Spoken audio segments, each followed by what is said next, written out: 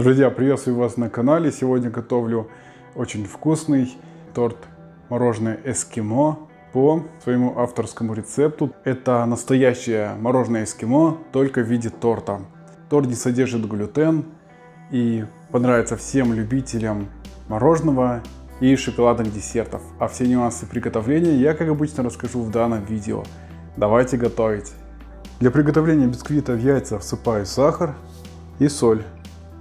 Вымешиваю на высоких оборотах миксера, чтобы сахар с солью полностью растворился в яйцах и получилась пышная яичная основа.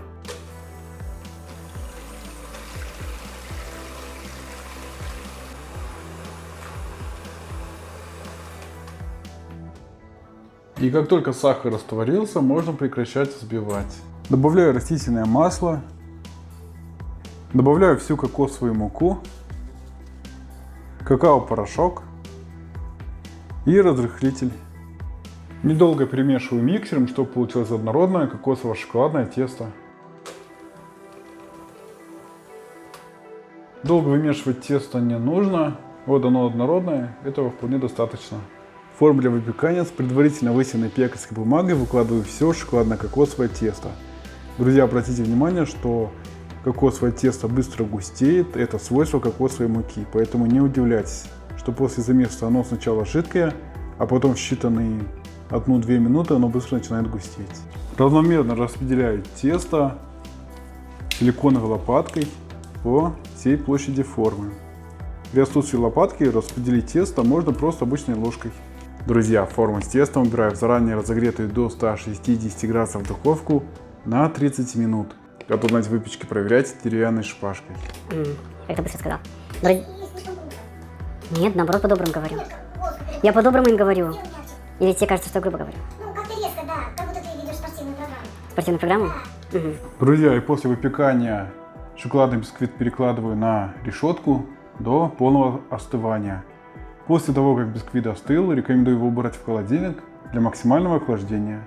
Для приготовления крема в холодные сливки добавляю сгущенное молоко. Сливки со сгущенкой перемешиваю миксером до получения мягких сливочных пиков.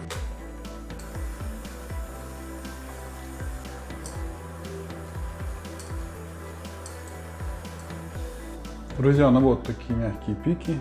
Слишком сильно взбивать не нужно до плотного крема, потому что мы готовим не просто торт, мы готовим торт-мороженое.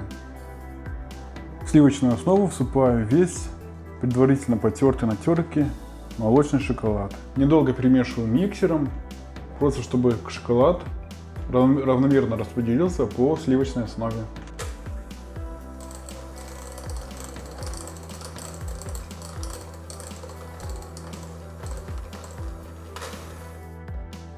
Все, мороженая основа на торт готова. Предварительно охлажденный бисквит в холодильнике я разрезаю на 2 бисквитных коржа с помощью ножа пилы. Если ножа пилы нету, воспользуйтесь обыкновенным острым ножом. Вот такие пористые внутри коржи кокосовые, шоколадные получились. Для стабильности немного сливочной основы наношу на поверхность тарелки. Сказали еще, потому что будет ездить и скользить. Выкладываю первый бисквитный корж пористой по стороной или срезом вверх.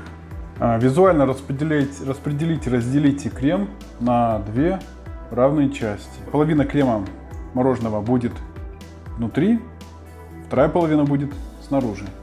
Выкладываю половину порции сливочного мороженого поверх коржа.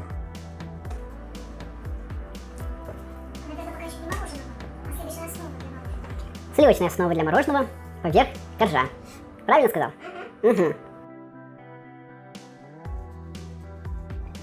Затем выкладываю второй бисквитный корж и сверху вторую половину сливочной основы.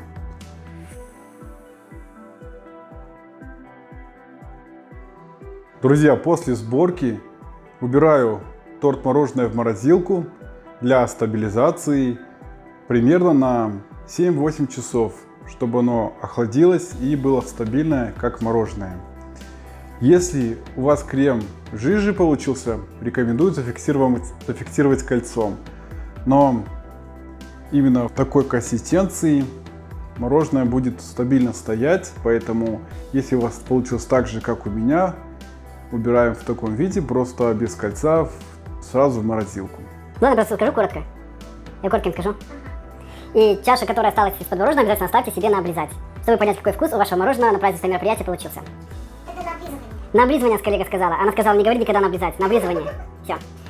Друзья, после морозильника торт постоял у меня еще в холодильнике минут 30-40. Это чтобы перед подачей торт мороженого немножко оттаял, и его было проще нарезать порционно. Я уже подготовил шоколад, который предварительно натер на мелкой терке. В произвольном порядке посыпаю торт молочным шоколадом. Друзья, торт эскимо готов. Сейчас разрежу и скажу, какой по вкусу он получился.